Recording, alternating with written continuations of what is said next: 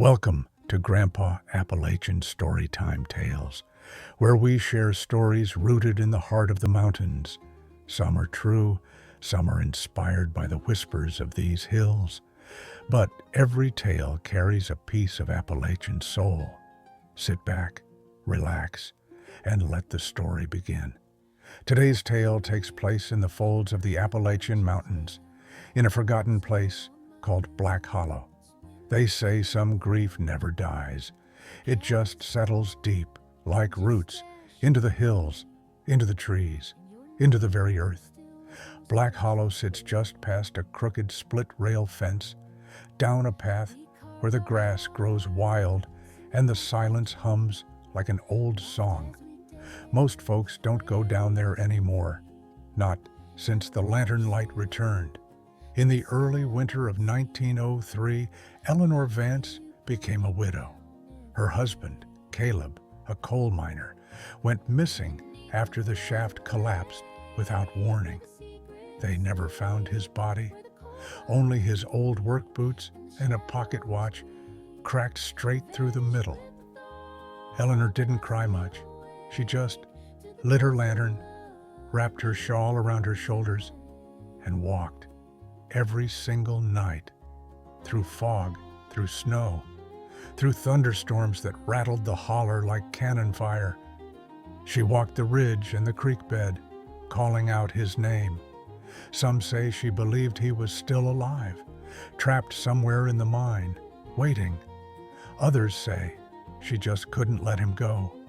17 years passed like that. Children grew up watching her light bob through the trees. Some whispered it was love. Others thought it was madness. One cold morning, the lantern stopped.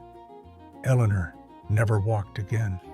She died quietly in her sleep, still holding her shawl and the cracked pocket watch. The town breathed again, thinking the story had ended, but it hadn't. The very next spring, a group of new miners working the far slope saw a light in the woods. It moved with a rhythm, slow, steady, just like Eleanor had walked. When one of them followed it, he swore he heard her voice softly, calling out, "Caleb." Since then, others have seen the lantern on stormy nights, especially. Always just ahead, always glowing through the mist. No one ever sees the figure, just the light.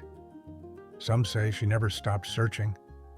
Others believe she walks the woods to keep others from sharing her husband's fate. That maybe, just maybe, her grief became something holy, something that watches over the lost.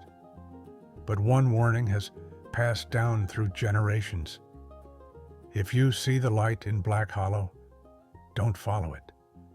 Not unless you want to join the ones still searching, still waiting, still whispering names into the trees. Thank you for listening to Grandpa's Appalachian Story, Time Tales. And remember, keep your lantern lit. And for more of Grandpa's tales, please like, share, and subscribe.